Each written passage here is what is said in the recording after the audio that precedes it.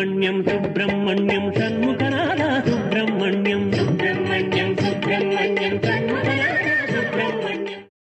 నీలో ఎక్కడో దేవసేనకి ఆధ్యక్షం వహించి రాక్షసుల్ని సంహరించాలన్న కోరిక ఒకటి మిగిలి ఉన్నది. ఈ కోరిక పూర్తి అయిపోతే తప్ప నీకిక వాసనాబలం అంతా క్షయమైపోయిందని చెప్పడం కష్టం. కాబట్టి నువ్వు దేవసేనకి ఆధ్యక్షం వహించవలసి ఉంటుంది, రాక్షసుల్ని సంహరించవలసి ఉంటుంది అని చెప్పాడు. సమయం కోసం ఎదురు చూస్తున్నారు సనత్కుమారుల వారు.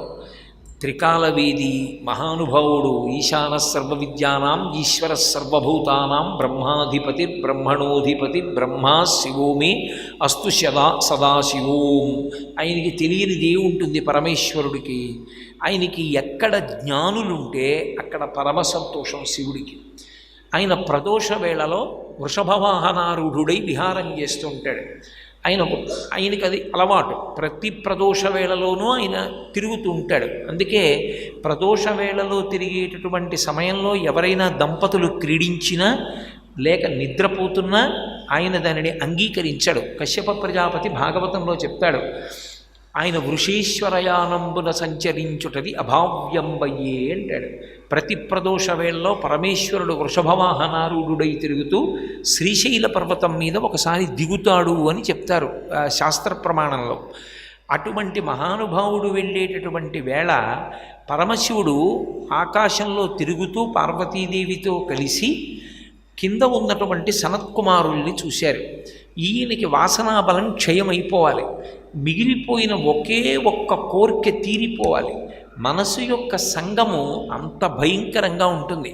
అది పొందినటువంటి ఉద్వేగం ఏదుందో అది పునర్జన్మలకు కూడా కారణమవుతుంది. అందుకే అసలు మనసు దేని యందు ప్రవర్తిస్తోంది అన్నదాని బట్లే పునర్జన్మ కూడా ఆధారపడుతుంది. మన ఏవ మనుష్యానాం కారణం బంధమోక్షయోహో. మనసు యొక్క శుద్ధి కానీ మనసు అపవిత్రం అవడం కానీ కేవలము 5 ద్వారముల గుండానే జరుగుతూ ఉంటుంది. ఈ 5 ద్వారముల గుండా లోపలికి వెళ్ళేటటువంటి విషయములు ఏ ఉన్నాయో అవి పరమ శుద్ధమైనవి లోపలికి వెళ్ళడానికి అవకాశం ఇస్తున్నంతసేపు మనసు శుద్ధమవుతూ ఉంటుంది. అలా కాకుండా 5 ద్వారాల్లోంచి లోపలికి వెళ్ళేటటువంటివి విషయ వస్తువులై మనసుకి రజోగుణ తమోగుణ ప్రకోపాన్ని పెంచగలిగినవైతే అవి పునర్జన్మలకి హేతువులవుతాయి. నీచ జన్మలలోకి వెళ్ళడానికి కారణం అవే అవుతాయి. అవే మనకుండేటటువంటి జ్ఞానేంద్రియములైనటువంటి కన్ను, ముక్కు, చెవి, నాలుక, చర్మము. ఈ 5 ద్వారా లోపలికి ఏవి పుచ్చుకుంటున్నాడన్న దాని పట్లే మనసు శుద్ధమవుతూ ఉంటుంది, అపవిత్రమవుతూ ఉంటుంది.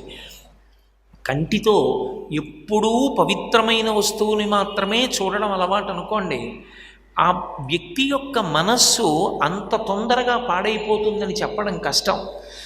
నోటి గుండా భగవత్ ప్రసాదాన్ని సాత్విక పదార్థాన్ని పుచ్చుకుంటూ ఉంటాడు అనుకోండి, ఆయన మనసు పాడవుతుందని చెప్పడం కష్టం. ఎప్పుడూ మంచి మాటలే వింటుంటాడు అనుకోండి, ఆయన మనసు నిలకడగా ఉంటుంది. అంతేగాని ఇవ్వకూడనివన్నీ 5 ద్వారముల గుండా లోపలికి పంపి మనసు నిశ్చలంగా ఉండాలి అని కోరుకుంటే అది ఒక్కనాటికి ఉండదు. అందుకే పెద్దవాళ్ళు ఒక మాట చెప్తారు, కొన్ని కోట్ల జన్మల తపస్సు చెయ్యడం వల్ల ఈశ్వరుడిచ్చేటటువంటి మొదటి ప్రయోజనం అంటూ ఏదైనా ఉంటే సత్సంగం ఇస్తాడు. మహాపురుషులతో కలిసి దగ్గరగా ఉండగలిగిన అవకాశం ఇస్తాడు.